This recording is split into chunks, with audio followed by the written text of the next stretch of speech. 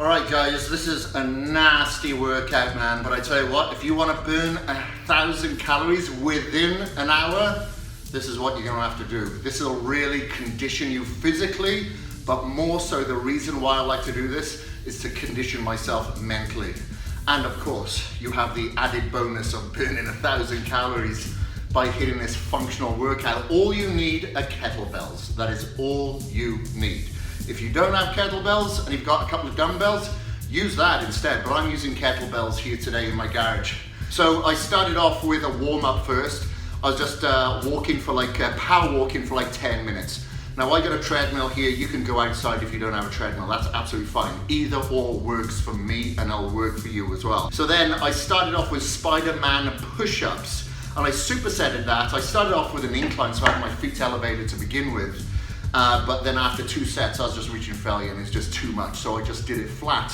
And then I was reaching failure doing that. So I just went down to my knees in the end just to get those push-ups out. So I did 20 repetitions of the Spider-Man push-ups and I supersetted that with deadlifts. 20 reps of deadlifts holding the kettlebells. You'll notice to begin with, I was holding a kettlebell in each hand and I'd alternate after 2 sets because these are odd weights, and then on the very last set, the 5th set, I just held the heaviest kettlebell and just did the deadlifts here. So 5 supersets back to back, 5 supersets. Then in between each one of these supersets, we're performing a type of cardio, okay? It can be anything that you want, but what I did was a 2-minute jog. And then after the 2-minute jog, I went into my next superset and I was a kettlebell swing supersetted with side-to-side plank. So conventional swing, so you'll notice that I was in a plank position and then I was dropping one hip to touch the floor and then I'd roll over to the other hip and touch the floor and I would do 10 on each side. So I'm always doing 20 reps on everything here, 20 repetitions on everything. So I do 5 supersets on every one of these exercises, okay? 20 repetitions. And then I just did some shadow boxing for 2 minutes, okay? And you can do the same if you like. Just to, give your upper body some work. And my next superset was goblet squats. Goblet squats. Now these can be prison squats, they can be goblet squats. And then I did that with Russian twists. So I did 5 supersets back to back. And then I did 20 repetitions of the twist, the Russian twist. And I was counting on each side. So it's 1, 2, 3, 4, 5, until I got to 20. So it's 10 on each side. And then after that, I did 2 minutes of stair climber. Now this is difficult. This is really difficult. So I really slowed down my pace there and I took it slow. So make sure that you slow down your pace when you're doing the stair climbers. My next superset of weights with the kettlebells were kettlebell curls superset with dips. So the curls, I was just holding one kettlebell and I was curling like this, hitting my biceps. And man, I tell you what, it was burning when I was getting towards like 14, 15 repetitions, but I had to get 20. If you have to rest pause to get 20, rest pause, but you have to get 20. And then I did dips here. So I started off with my legs straight. If I found that I was reaching failure, then you can bring your legs in more, but make sure that you get your 20. Like I said, you can rest pause. So it's 5 supersets back to back, back to back, back to back. So no rest if possible. If you need a rest, sure.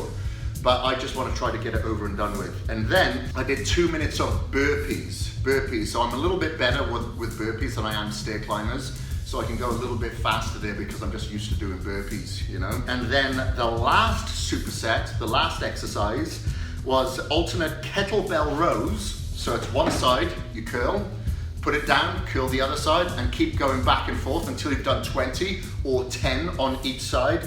And then we did alternate shoulder press. So when you're doing a shoulder press, you come down, make sure that your hand does not go below your chin or over, below your chest, below your chest. It has to stay underneath your chin. You grab hold of it, push one side, grab hold of it, push the other, grab hold of it, push the other. I was reaching failure after the first set at about 8 to 10 repetitions. So then I'd rest, pause, drop it down, rest, get my breath back, push it out again. Rest, pause, get my breath back, push it out again until I got 20, and then straight back to the rows. So back and forth, 5 sets, back to back there. And then the last bit of cardio there before the cool down were 2 minutes of jumping jacks. 2 minutes, nice and paced. Take it easy. If you have to rest for about 10, 15, 20 seconds. go again until you've done your 2 minutes. Make sure you time it, and then you finish off with a 10-minute power walk. If you've got a wearable, you should be getting 1,000 calories out, burning 1,000 calories. If you didn't, you haven't pushed it hard enough, man. But this is really good. Like I said, it really conditions your cardiovascular system, your muscularity system, your functional system, your aerobic, anaerobic, absolutely everything. But more than anything, it conditions your resolve. It gets you comfortable being uncomfortable, and it allows you to control this environment instead of what other people are doing is getting controlled by it, okay? So grab it by the balls and have control of your future and your evolution. Peace.